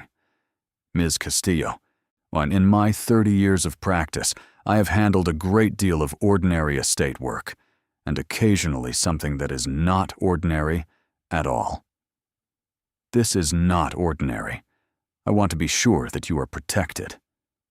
She drove home from that meeting with the electric bill still unpaid, and the car insurance still due, and the heating system making it sound, and she sat in the parking lot of the diner before her shift, with her hands on the steering wheel thinking about Edgar. See, about a man who had spent his working life in fine arts insurance, learning to look at valuable things and understand their worth, bringing that expertise home to a house where his aunt had hidden a collection behind a wall and trusted him to verify it. 40, 50 years of that. Of coming home every evening to a house that held a secret he had chosen to keep, not out of greed or concealment, but out of the patience of someone who was waiting for the right person to pass it to. She thought about what it would have been like, that waiting, to know what was in the wall and to say nothing, and to watch the family talk about Edgar's junk and Edgar's house and Edgar's eccentric isolation, to absorb their dismissal with the equanimity of someone who understood that most people do not see what is directly in front of them, to maintain the cabinet, to verify the contents, to write his word in ink below Celestine's descriptions, and then close the door and go back to the kitchen and make coffee and keep living. Her shift started at noon. She put on her apron. She took orders and poured coffee and carried plates and smiled at people who would never know any of this and whose lives were complete and sufficient and entirely unconnected to old rooms and hidden paintings and the faith of dead relatives. And she moved through the afternoon shift on autopilot, while the back of her mind worked constantly on the architecture of what she had found, the structure of it, Celestine building and hiding, Edgar inheriting and protecting, the chain extending to her. The assessment took 2 weeks. Margaret Okafor came 3 times with colleagues, 2 specialists in European decorative arts, and 1 in old master paintings, all of them careful and methodical and thorough in a way that made Nora trust them, the way you trust professionals who show you their work rather than just their conclusions. They brought equipment she didn't recognize. They took the wrapped paintings to the light and examined them with devices she couldn't name. They tested materials, examined provenance documents where documents existed, made calls to institutions in New York and London whose names she recognized as the kind of names that indicated seriousness. Patricia Haywood, Gerald Stokes's referral, defiled the necessary legal documents establishing Nora's claim to the collection based on the specific bequest of the cabinet and the clear evidence of Edgar's intent. Marcus called during this period, friendly and casual, saying he'd heard she'd been spending a lot of time at Edgar's place, asking if she needed help with anything, asking whether the estate sale of the furniture and contents had been scheduled yet. She said she was still working through some administrative matters with the attorney, and she would be in touch. Diane texted twice. The second text asked whether the cabinet had turned out to be worth anything after all, followed by a smiling emoji that Nora looked at for a long moment before putting her phone face down on the kitchen table. The call from Margaret Okafor came on a Wednesday evening. Nora was helping Sofia with her reading homework at the kitchen table. The 2 of them bent over a library book about a girl who discovers her grandmother was a spy, which Nora had checked out with a feeling of something between irony and recognition. Her phone rang, and she saw Margaret's name and said, "Sofia, read the next 2 pages on your own, and I'll be right back." She went to the hallway. "Hello." "Ms. Castillo." Margaret's voice was the same steady professional register it always was, but there was something in it, a quality of controlled precision that suggested she was working to maintain the steadiness. "I have the preliminary assessment completed. I'd like to meet in person to go over it with you. Tomorrow, if you're able. Can you give me a general sense?" A pause, a very short pause. "I would rather do this in person." "Please," Nora said. "Just a general sense." Another pause, longer. "Ms. Castillo, our preliminary assessment of the collection, subject to further authentication and provenance research, places the total value in a range that begins at approximately $240 million. The pause that followed was on Nora's end. "I want to be clear," Margaret continued, carefully, "that this is a preliminary figure, that individual pieces will require more detailed authentication, that provenance questions could affect values in either direction, and that the market for certain categories of work is subject to fluctuation. But that is where our initial assessment places this collection." Nora's back was against the hallway wall. She had put her back against the wall at some point, without knowing she had done it. The hallway was very quiet. In the kitchen, she could hear the faint rustling of Sofia turning pages. She said, "Could you repeat the number?" "Approximately $240 million as a floor. The upper range of our estimate, with full authentication and favorable market conditions, could reach substantially higher." Nora closed her eyes. She pressed the back of her head against the wall. Outside, it was November in Kentucky, gray and cold and entirely ordinary. She said, "There were 29 pieces wrapped along the left wall." "Yes," Margaret said.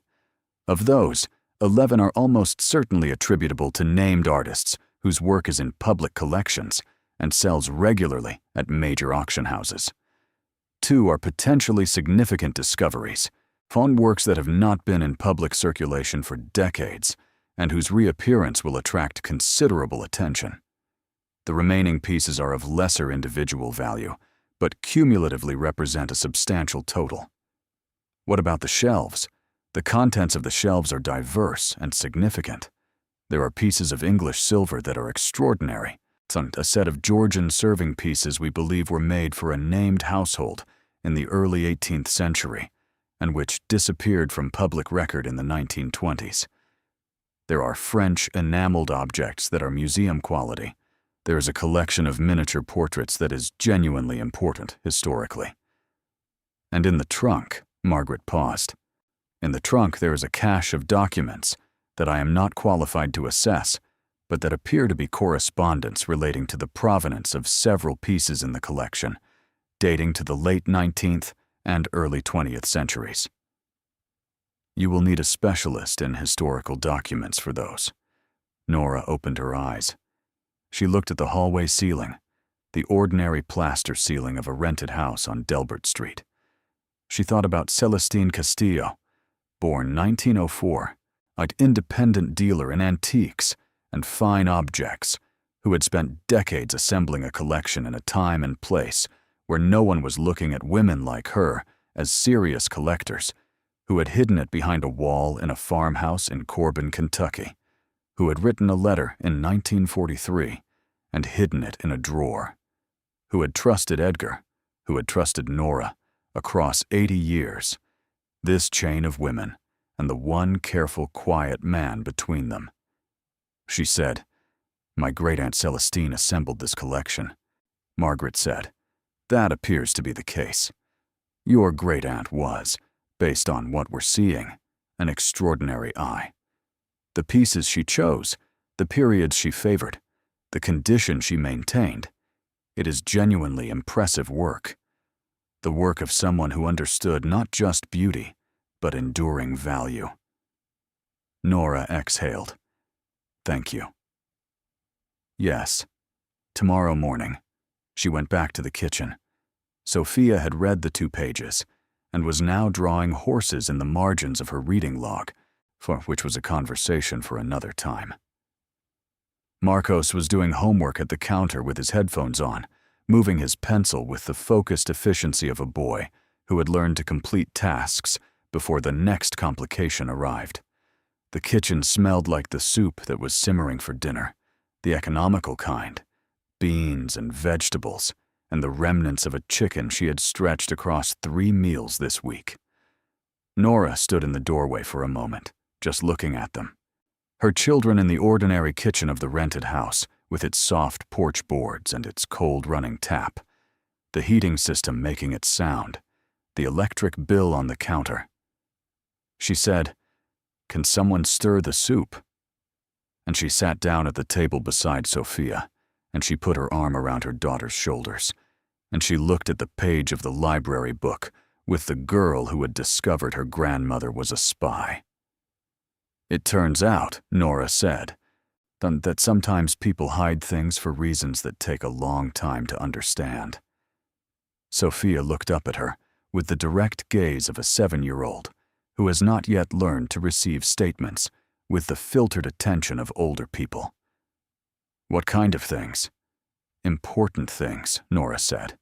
"Valuable things that they're keeping safe for the right person." "Like treasure?" "Like treasure." Nora looked at the page. "Yes, exactly like treasure." Sofia thought about this. Was Great-Uncle Edgar hiding treasure? "He was keeping it safe," Nora said, "until I could come and find it."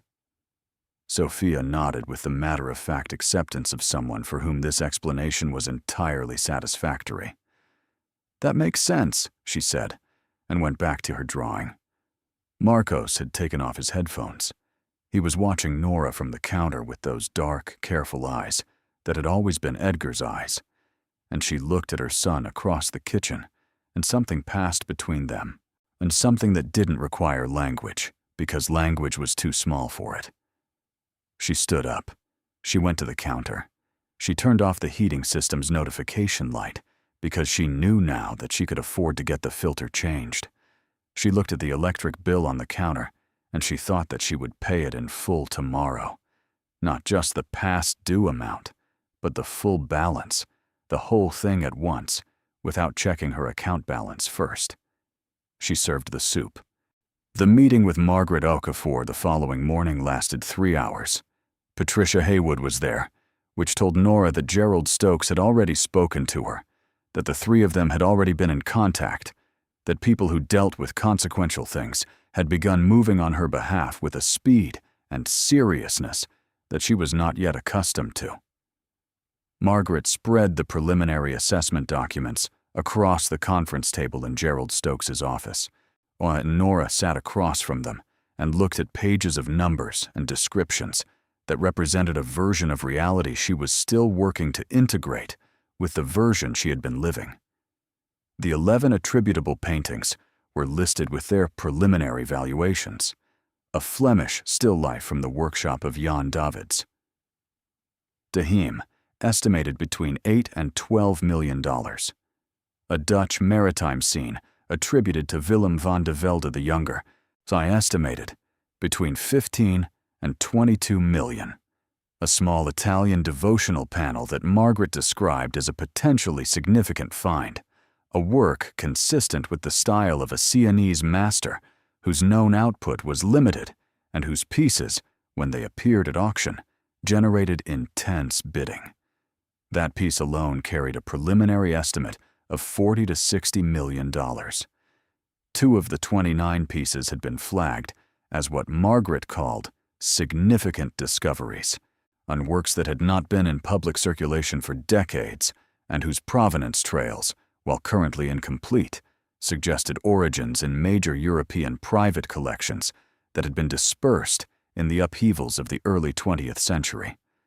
One appeared in a 1921 auction catalog from a Viennese house under a description that matched it precisely.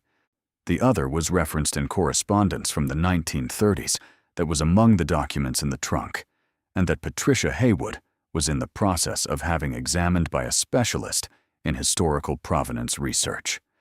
The shelves, the Georgian silver service, 12 pieces, was from a named London workshop of the 1780s, and 2 of the pieces bore hallmarks linking them to a commission for a specific aristocratic household. the documented provenance of those pieces, if confirmed, and would add significantly to their value, which was already estimated in the high six figures. The French enameled objects were Limoges, 18th century, and Margaret used the word exceptional in a tone that suggested she reserved it. The collection of miniature portraits, 17 of them, depicted subjects from the late Georgian and Regency periods, and would require a specialist in portrait miniatures to fully assess, but the ones already examined were of very high quality.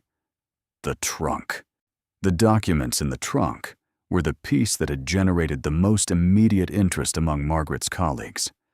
Beyond the provenance correspondence, there were what appeared to be receipts and letters of sale from transactions Celestine had conducted between 1929 and 1958, a period of nearly 3 decades during which she had, evidently, moved through Europe and the American market buying things that other people were selling, often at distressed prices.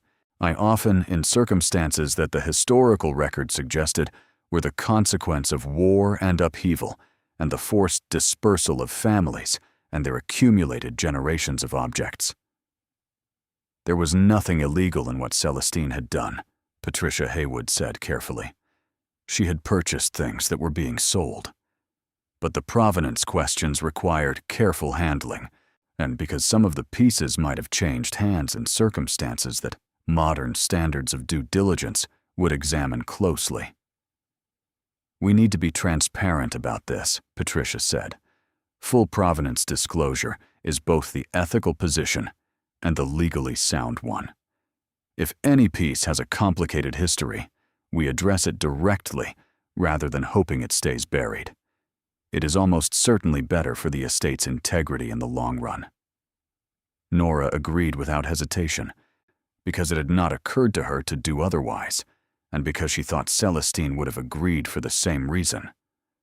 A woman who had spent 30 years building something of lasting worth had not done it through concealment of the kind that collapsed on itself. She had concealed the collection from her family, which was a different kind of concealment entirely. The concealment of a woman who understood that some people could not be trusted to hold important things with appropriate care. The legal picture, Patricia explained, was becoming clearer. The collection, having been physically located within the property Edgar owned, and having been known to Edgar and managed by him for the duration of his ownership, had a strong claim to being considered his personal property at the time of his death, regardless of its original provenance from Celestine. Edgar's will had distributed his estate in ways that did not specifically enumerate the collection, but the specific bequest of the cabinet, combined with the letter in the will, Nora always saw what other people walked past, constituted a documented expression of Edgar's intent to direct Nora to the collection's location. Patricia had filed an application with the probate court to have the collection recognized as property falling under the specific bequest, which was not a routine application, but which she believed had a strong factual foundation. What about the other beneficiaries? Nora asked. Patricia looked at her. They will have the opportunity to contest the application. Their attorneys, if they retain them, will argue that the collection is part of the general estate and should be distributed according to the estate percentages. That argument has some legal basis. Our counter-argument, based on the specific bequest and Edgar's demonstrable intent, is stronger. But these things are not certain until they are adjudicated, and adjudication takes time. How much time? When Patricia said, "It depends on how aggressively the other parties choose to contest." Nora understood. She asked how much it would cost, and Patricia gave her an honest answer about legal fees that was large enough to be sobering, and small enough, given what was potentially at stake, to be manageable if Nora could hold on through the process. Gerald Stokes had quietly suggested a fee arrangement that deferred a portion of his costs to resolution of the estate, which was the most generous thing anyone had offered her in some time, and which she accepted with gratitude that came out more plainly than she intended. She drove home through the November afternoon, and she thought that the process of the next several months was going to require a quality of patience that she had developed through hard experience, but that would be tested now in a different register. She had learned patience for difficulty, for scarcity, not for the grinding endurance of days that didn't offer anything easy. She was now going to need patience for proximity to abundance, for standing at the edge of a changed life and waiting for the legal machinery to confirm what was already, in every practical and moral sense, hers. She paid the electric bill in full that evening, sitting at the kitchen table with her laptop, transferring the entire balance rather than just the past due amount. She bought Marcos new shoes that weekend, the kind with real support, and did not stand in the aisle calculating whether she could manage it, but simply put them in the cart and went to the register, which was so unfamiliar an experience that she had to breathe through it deliberately. She paid the car insurance 4 days early. She told Mrs. Adkins, who watched her children with the cheerful resignation of a woman who had done something good for years without proper compensation, that she was going to start paying her more. And Mrs. Adkins said she wasn't going to argue about that. She told her children the real story on a Sunday night after dinner. She had been waiting until she understood it well enough to tell it clearly, until she had assembled enough of the pieces that it would make sense rather than just overwhelm. She sat them at the kitchen table, and she started at the beginning, with Celestine born in 1904, and she went through the whole thing, the collecting, the hidden room, the letter in the drawer, Edgar and his careful work, the chain of trust that had stretched across 8 decades. Marcos listened with his hands flat on the table, very still, taking it in. Sofia kept asking questions at intervals, practical and precise questions, about whether the paintings were pretty, about what the silver looked like, about whether Great-Uncle Edgar had been lonely keeping the secret for so long. That one landed harder than the others, Nora admitted, because yes, she thought he probably had been, in the way that people who carry important things alone are always a little lonely, no matter how much they've chosen that solitude. When she finished, Marcos said, "So we're going to be okay." It was not the response she had expected. She had been braced for excitement, for the questions about money that were natural and reasonable, for the immediate translation of numbers into things. But Marcos at 11 was not thinking about things. He was thinking about what she had really been telling him for the past several years, in every decision and every calculation, and every Friday night, when she sat at the table with the bills, without meaning to tell him, through the simple fact of his attention. "Yes," she said, "we are going to be okay." He nodded, like he had needed to hear it said plainly, in those exact words, and was filing it somewhere permanent. Sofia said, "Can we get a dog?" Nora laughed, the full, genuine kind, and the kind that had been scarce for long enough that the sound surprised her. "Yes," she said. Eventually, yes. The legal proceedings moved in the way that legal proceedings move, which is to say with a comprehensive indifference to the emotional state of the people involved. Patricia Haywood was thorough and patient, and consistently more optimistic than she was pessimistic, which Nora took as a qualified rather than an absolute signal, because Patricia struck her as someone who did not offer optimism she had not earned. The probate court application moved through its stages. The collection remained in the room behind the wall, now with a proper security system and a climate monitoring device Margaret had arranged, while the authentication work continued. Marcus called 6 weeks after the legal filing. He had retained an attorney. His voice had lost its friendly casualness and had taken on a new quality, the formal register of someone who had been advised to speak carefully. He said he wanted to discuss the estate with her, that his attorney had advised him that the probate filing raised concerns about the equitable distribution of Edgar's estate, that the other beneficiaries felt they deserved to understand the full scope of what Edgar had left. He said the word collection in a way that meant he now knew about the collection, which meant that information had moved, as information always moves, through channels she hadn't controlled. She said that her attorney would be in contact with his attorney, and she ended the call. Diane texted an hour later. The text was 3 lines long, and its core message was that the family was hurt by Nora's secrecy, and that they only wanted what was fair, and that they hoped Nora would remember who her family was. Nora read it twice and thought about Diane's laugh in the attorney's office, that involuntary, unguarded, immediately regretted laugh, and she thought that she did not intend to cause Diane any unnecessary pain, but that she was also not going to apologize for having found something that no one else had been looking for. Aunt Rosa called. Rosa's call was different from Marcus's and Diane's, because Rosa had known Edgar her whole life, had been his younger sister, had sat with him through family gatherings for 70 years, and Rosa's voice carried grief rather than strategy. She said she had not known about the room, and had never suspected it, and that she didn't entirely understand how Edgar had managed to keep something like that from her for so many decades.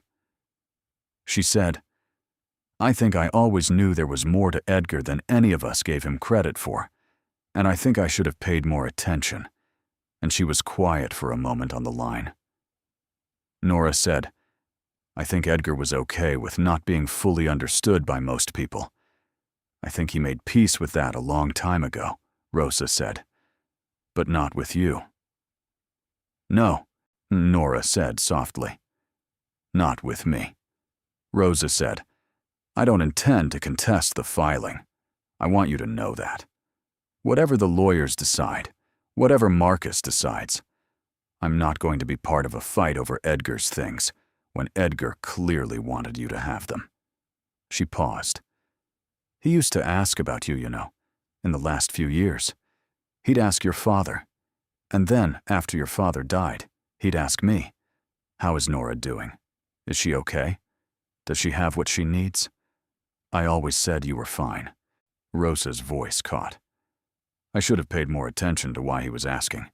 They were on the phone for 40 minutes, longer than Nora had expected, talking about Edgar, about what they each remembered of him, about the corduroy jacket and the watchful eyes, and the chess games nobody knew he played, and the workshop in the back where he restored things that other people had given up on." Rosa cried a little. Nora did not cry on the phone, but she cried after she hung up. Quietly, us at the kitchen table with the lights low and the house dark around her. For Edgar, who had been careful and patient and fundamentally decent, and who had died without knowing whether the trust he had placed would hold. It held. The court hearing took place in February, 4 months after the filing. Patricia Haywood presented the case with the precision and completeness of someone who had anticipated every objection and prepared a response to each. The specific bequest of the cabinet, the letter in the will, and its demonstrable meaning. Edgar's professional background in fine arts insurance, and his decades of careful maintenance and verification of the collection. Celestine's letter in the drawer, its directions, its expression of intent. The chain of custody, documented and coherent, running from Celestine through Edgar to Nora. Some Marcus's attorney argued that the collection was Edgar's personal property, not covered by the specific bequest, and therefore subject to the general estate distribution. It was a reasonable legal argument, honestly made. The judge, a woman in her late 50s, who listened to everything with the attentiveness of someone who intended to get this right, asked a number of precise questions. She asked about the letter in the will. She asked about the note in the drawer. And she asked about the professional expertise Edgar had brought to his maintenance of the collection. She asked about whether any other family member had been to the property and observed the cabinet in the dining room and inquired about it. Patricia said that the estate viewing had been attended by several beneficiaries who had collectively assessed the cabinet's value as minimal, that no one had requested closer examination, and that the specific bequest had been made to one named individual while the others were present, and had expressed, in some cases, vocal dismissal of its significance. The judge wrote something down. She said she would issue her ruling within 30 days. The ruling came in 22 days. Nora was at work when Patricia called. She stepped outside into the February cold in her uniform and stood on the diner's back step with the alley behind her and the kitchen noise behind the door, and she listened. The judge had ruled in her favor. The collection was recognized as property falling under the specific bequest of the buffet cabinet, based on the totality of evidence establishing Edgar's intent to direct Nora to its location and to ensure she received it. The language in the ruling was careful and thorough, and Patricia read the key passage over the phone in a voice that was as controlled as ever, but had an undercurrent in it. The court finds that the decedent's specific bequest of the Herter brothers' cabinet, read in conjunction with the express statement of intent in his will, and the documentary evidence of the decedent's deliberate acts of preparation and direction, establishes a clear and unambiguous intention that the contents of the room concealed behind the cabinet were intended to pass to the named beneficiary. To hold otherwise would be to honor the letter of the estate distribution while disregarding its demonstrable spirit, which this court declines to do. Nora stood in the alley for a long time after Patricia finished. The cold was genuine February cold, the kind that found the gaps in your coat. The kitchen noise behind the door was the ordinary noise of the lunch rush, plates and voices, and the industrial clatter of a working diner. Somewhere beyond the alley, a delivery truck was backing up, its beeping steady and mechanical, and completely indifferent to the fact that Nora Castillo was standing in a Kentucky alley, having just learned that her great-aunt Celestine and her Uncle Edgar, and a chain of careful, patient, some attentive love stretching across 8 decades, had just been confirmed by a court of law. She called Loretta. She said, "We won." Loretta was quiet for 2 full seconds, and then made a sound that was not a word, but was entirely sufficient. And then she said, "Tell me everything." And Nora told her everything, standing in the alley in the cold. And by the end of it, both of them were laughing, and not laughing at the same time, the way you do when something is too large for a single register. Say she called her children's school and left a message saying she would be picking them up herself today. She went back into the diner and finished her shift because it was the right thing to do, and because she was still Nora Castillo, who showed up, who did not leave things undone because something good had happened, who understood that the life she was building required the same qualities the life she had been surviving had required, just directed differently now, from necessity toward choice. She picked Marcos up from the school entrance at 3:15, and he knew immediately from her face before she said a word. He did not shout or jump. He stood there on the school steps in the cold and looked at her with those dark eyes and nodded once, slowly, the nod of someone receiving confirmation of something they had allowed themselves to believe. Aunt Sofia came running out a minute later, demanding to know why they were there, and was it a special occasion, and could they get hot chocolate on the way home? Yes, Nora said, on all counts. The sale of the collection took 14 months from the court ruling. Margaret Okafor and Keene and Associates managed the process with a thoroughness and care that honored both the value of the objects and their history, which Nora insisted on from the beginning. Full provenance disclosure was maintained, as Patricia had advised, and as Nora had committed to from the first meeting. Several pieces required extended provenance research, which in 2 cases resulted in negotiations with the heirs of families whose property had been dispersed in the early 20th century. Negotiations that Nora entered without evasion, and that resulted in settlements that she considered fair, and that the other parties accepted as such. She did not experience these negotiations as losses, despite their cost, because she had learned from Edgar and from Celestine that the things you hold clean are the only things worth holding at all.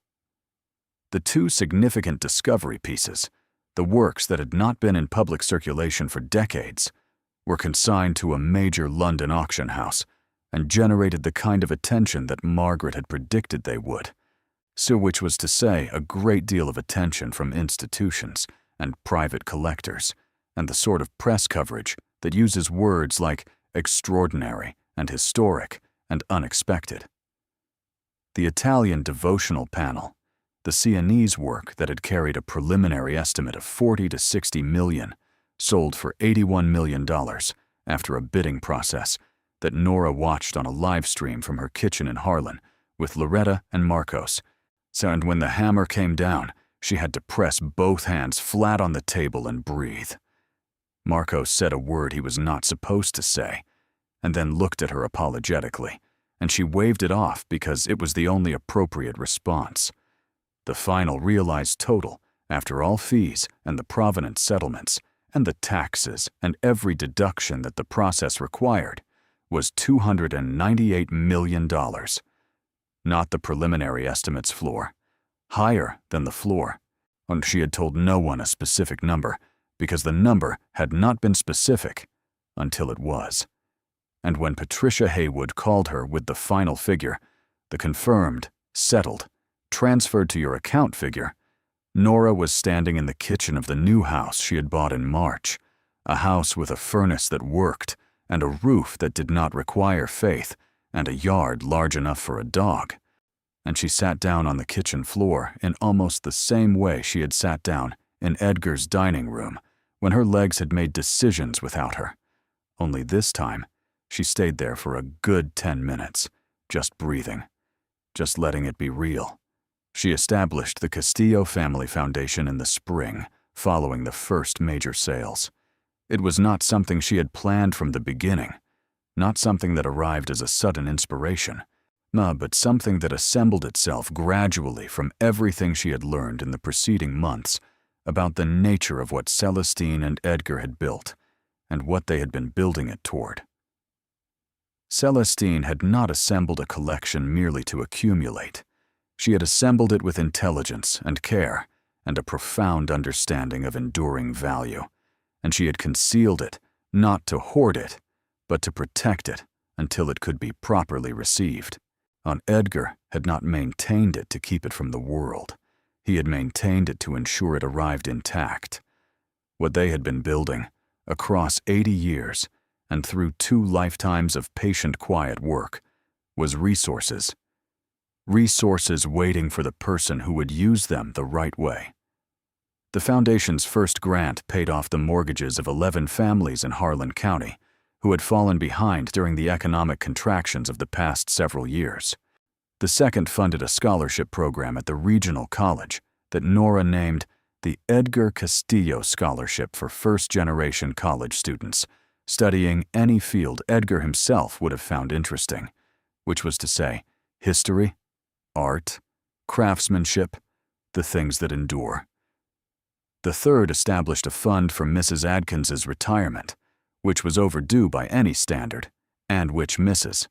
Adkins accepted with the composed dignity of a woman who had known her worth all along and was simply glad to have someone else confirm it. She hired a structural engineer to properly assess Edgar's house, which she had kept, which she could not bring herself to sell, which she was having restored by a contractor who understood old buildings and approached them with something resembling respect. The persimmon tree near the south corner was left in place because it had committed to being there, and that commitment deserved acknowledgement. The workshop in the back was preserved exactly as Edgar had left it, tools on their pegboards, reference books on their shelves, the unfinished cherrywood piece still on the workbench, still waiting for the hands that would complete it, which she was learning to use herself. Slowly, in the early mornings before the children woke, when sitting in Edgar's workshop with his tools, following the instructions in his books, learning the thing he had known how to do.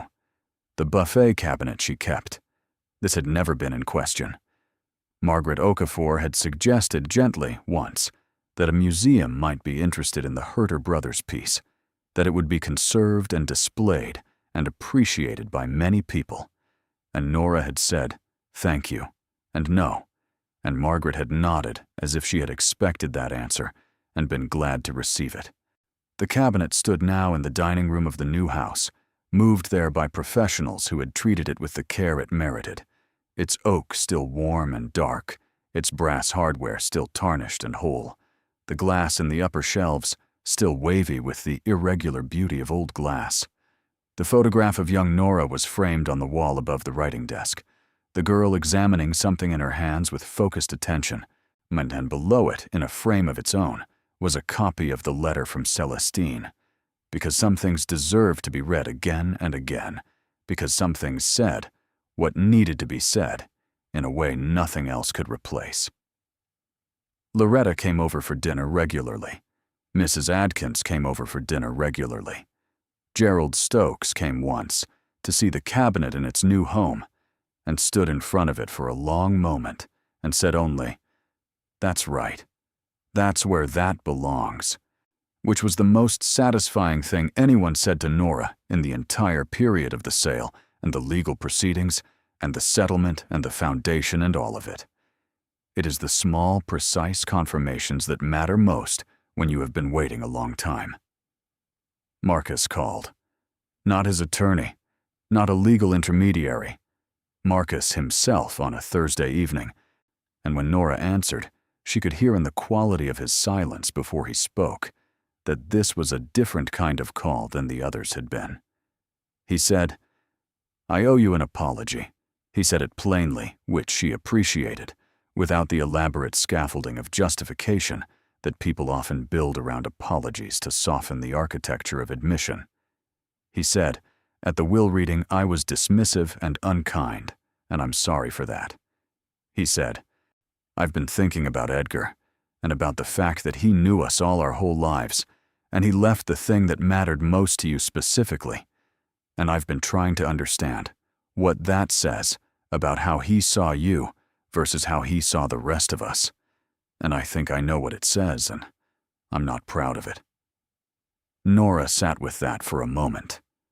She said, "I appreciate you saying that, Marcus. Genuinely." There was a silence. Then he said, "Is there anything in the collection, I mean, any of the pieces, that you know what they are now, that you could tell me about?" I'd like to understand what he had in there, so she told him. She described the Dutch maritime painting, the Sienese panel, the Georgian silver service, the miniatures. She described Celestine moving through Europe and America in the 30s and 40s and 50s, buying with intelligence and patience and a clear vision of what would last. She described Edgar sitting at his workbench with his reference books and his careful handwriting, building a professional expertise over decades so that what he inherited would be verified and preserved. She described the letter in the drawer, the third board from the floor, the smell of the room when she opened it. Marcus was quiet when she finished. He said, "You know what the most remarkable thing is?" He said, "He polished that cabinet his whole life. He kept it right in front of the room, and just kept it beautiful, and nobody who walked through that house ever thought to ask why." Nora said he was waiting for someone who would. Diane called 3 days later, and the conversation was harder and shorter and less resolved, but it was a conversation, and Nora understood that the distance between them was not something that would close quickly, but that it was not permanently impassable either, which was enough for now, which was a starting point. And she was prepared to be patient with that too.